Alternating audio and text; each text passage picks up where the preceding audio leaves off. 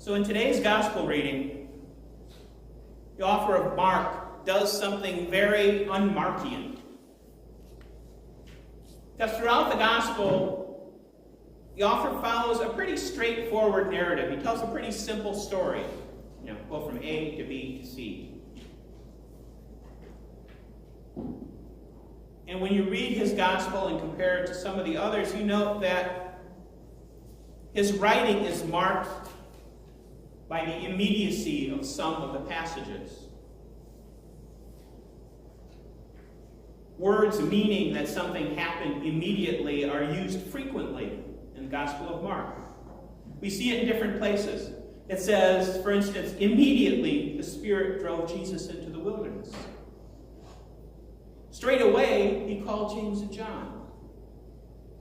Right away on the Sabbath, Jesus preached. The idea of immediacy comes up 40 different times in the Gospel of Mark. So he keeps the narrative moving. But here, after, I think of last week, after Mark gives this compelling account of Jesus sending the disciples out to minister to the countryside, the Gospel of Mark says that Jesus is starting to grow famous. And then it takes this sharp turn. And it goes on this peculiar excursion to events that they not only just happened off stage, they happened in the past. Maybe now that I think about it, Mark invented the flashback. But since Mark did that,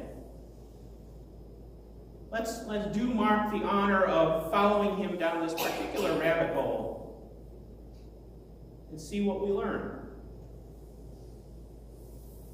Even if the story that Mark tells is a little bit uncomfortable.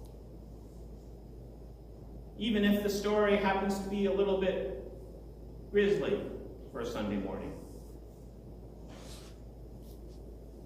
So what does the Gospel of Mark tell us? Sometimes when you're reading something, it's hard to actually listen and understand what's being said. At least it is for me. So I thought I would give a little context here. And like any good presenter, I'm going to use PowerPoint. I hope. All right. So we start with Herod the Great. This is the King Herod from the time of Jesus' birth. He's that lovable madman, the crazy one. He was a great builder. He was an okay statesman, but he was a little bit short on people's skills. He also had this bad habit of marrying and disposing of wives and having children and disposing of them. But in this case, Herod had 3 sons. Next one, please. Herod Aristobulus, Herod Philip, Herod Antipas. We know that Herod liked to remind people of who their father was. He had each of these children by a different mother. Or a different wife, I should say, in this case. It's sort of, if you remember the old series Bonanza? All of the Cartwright boys had different moms. So this is like a really dark version of Bonanza.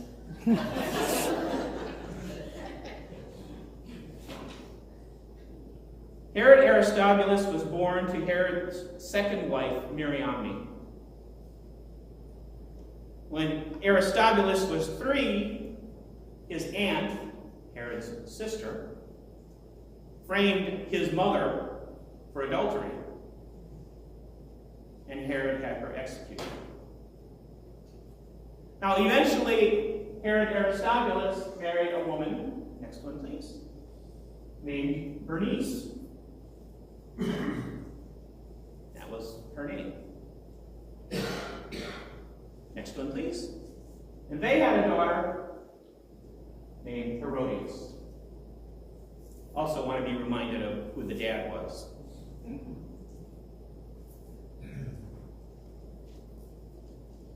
But we don't want to get too attached. Oops, wrong one. But we don't want to get too attached to Herod Aristobulus, because about 7 BC, his father had him killed because he couldn't be trusted. So one night he had him strangled. And that brings us to the next guy, Herod Philip. He was the son of Herod the Great and a woman named Cleopatra of Jerusalem. Not the Cleopatra, this was a different Cleopatra. He was the half-brother of Aristobulus, and of course that would make him the uncle of Herodias. Next one, please.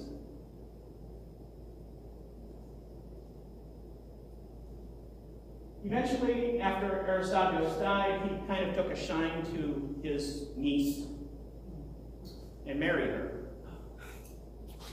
And they had a girl. Now, some scripture will say that her name was also Herodias. Others do not name her. So we're not exactly sure what her name was, so we just named her Jane Doe. And for a while, everything was nice. That brings us to Herod Antipas, the last brother. Next one, please. He married a woman who was the daughter of King Aretas IV. We don't know her name, we'll call her Joan Doe. But we don't need to get too attached to her either, because he wound up divorcing her, which caused a war. But he did it for true love. Next one, please. And the one after that. He did it because he fell in love with his brother's wife, Herodias. And that makes, now when he marries her, that makes Herod both her uncle, her brother-in-law, and her husband, if you keep track. And of course, with Herodias came Jane Doe. Next one. And if you're keeping track there, she is Herod's great niece and stepdaughter. And apparently she's a bit of a flirt on the dance floor. Next one. And that's plot material.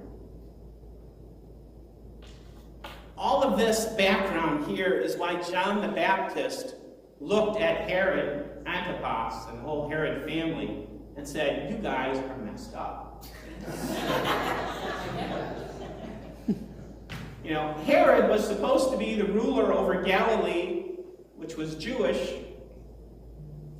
And the Jewish law not only really restricted divorce, but it also apparently didn't allow a brother to marry a sister-in-law.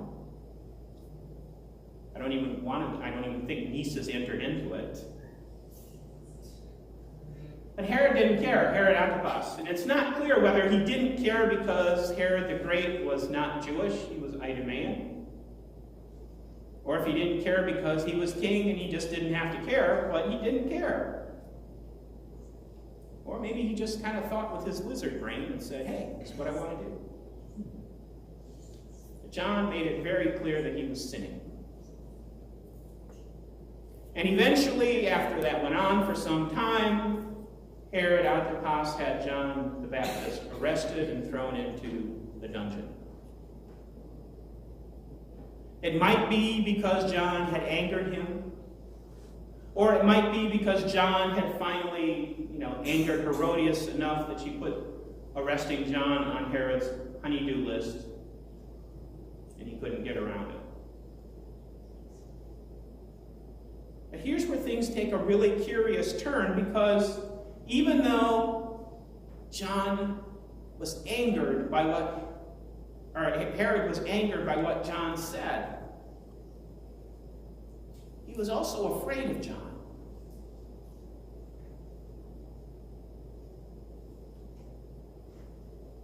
go listen to him. And he would get angry.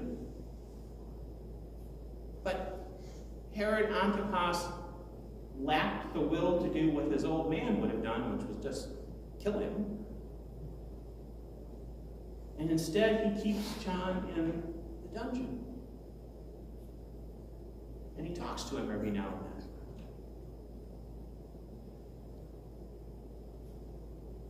Now, Herodias, his niece, sister-in-law, wife, Herodias eventually got really tired of being called an adulterer and probably worse. And she wanted John dead, like now. But Herod wouldn't pull the trigger. And this went on for a while, and it was clearly not a great situation because you have Herod Antipas and Herodias and Jane Doe living up, in the upper level of the palace, and in the lower level you have John howling about how sinful they were. It wouldn't work out very well. And eventually things hit the breaking point, and Herodias suddenly realized that her husband had this other interest in their daughter, stepdaughter, niece, Jane Doe. Now, it's hard to know how much of this was set up and how much of it Herodias was just taking advantage of the situation. But Herod threw this state dinner to celebrate his birthday. And she had Jane Doe dance for him.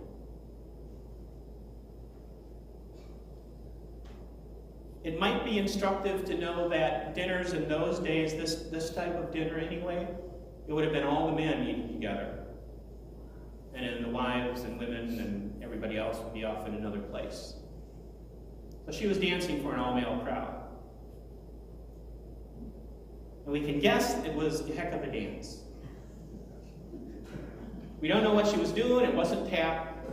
It wasn't ballet. But we know at the end of it, Herod was hooked. So hooked that he offered his daughter/niece anything she wanted. Anything, he said, up to half of my kingdom.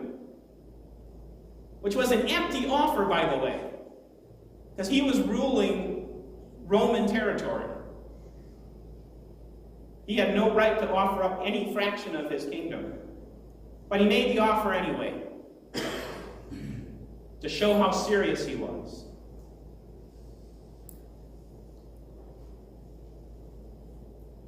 And Jane then went to go see Mom in the other room and said, "Hey, what should I do? He's offering me all this stuff." And Mom whispers in her ear, and she goes back, and instead of asking for gold or jewels or even half the kingdom, which she would never get, Jane Doe asked for one simple thing: bring me John the Baptist's head on a platter. And she got it. Immediately, Mark says, there's that word again. Immediately, Herod sends a guy down to fetch John's head. Which makes it sound like he's going to the store, but we know there was more to it than that. And that was that. He brings up the head on a platter, gives it to Jane. Jane gives it to Mom. Happy Mother's Day. And problem solved. Well, not exactly. Because after all this, Herod felt really bad. Not half as bad as John, of course. But he felt badly. And it was bad enough that John started to haunt his conscience. And he haunted his conscience to the point that when Herod hears about Jesus preaching to these ever-growing crowds, and he hears about these signs and wonders that Jesus is bringing about, he immediately jumps to the conclusion that this must be John the Baptist come back from the dead for vengeance. Which is a really interesting leap to make when you think about it. And that, of course, is the whole reason that Mark goes down this rabbit hole, because he wants to show us why Herod Antipas was afraid of Jesus. And it's not because of who Jesus was, but it's because of who Herod thought he was. Because of who Herod thought he might be. This might be judgment coming for me. This might be revenge coming for me. And I thought about that this week, and I thought, wow, aren't we sometimes afraid of things because of what they might be? When we see something and we don't quite understand it, aren't we sometimes afraid of what that might mean for us?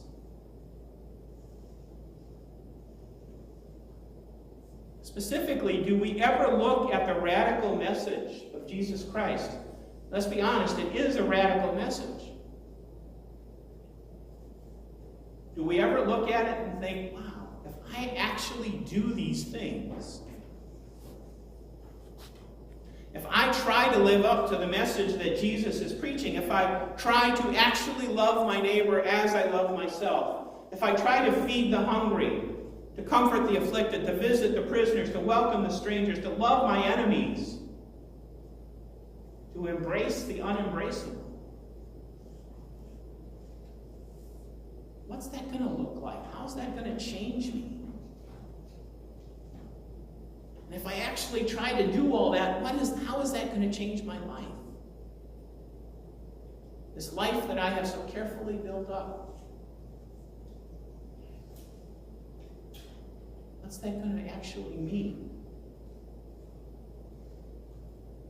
And that can be scary.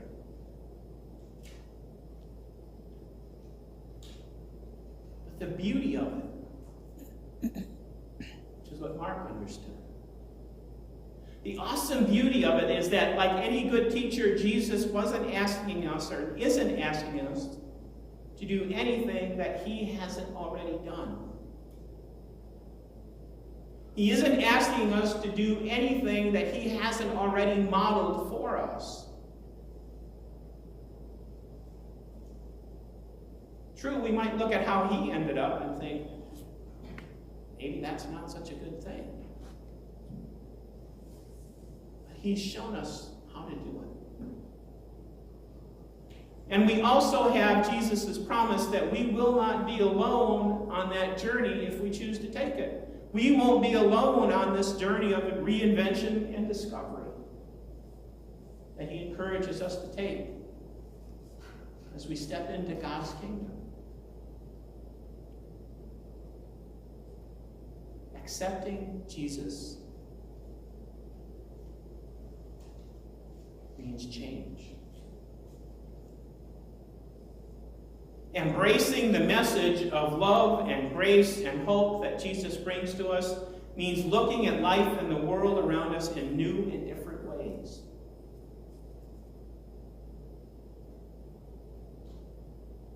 It means no more business as usual. And a change like that doesn't happen overnight. It's a process. It's like going into training for something. I understand people do that. They go start training for a marathon. They don't just suddenly decide, hey, I'm going to go run a marathon. They train for it. I don't. I might train for watching marathon. But it's a process.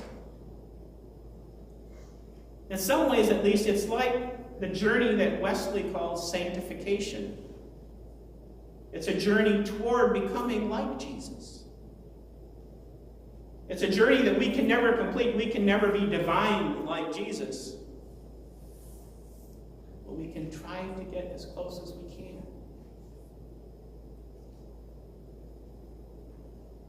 I have a poster in my office where Vince Lombardi, when I grew up, St. Vincent. He said, we can never achieve perfection, but if we chase perfection, we can achieve excellence. We can never achieve the perfection of Jesus Christ, but if we chase that, we can achieve something good. We do that not for the sake of fear, but for the promise of a better world.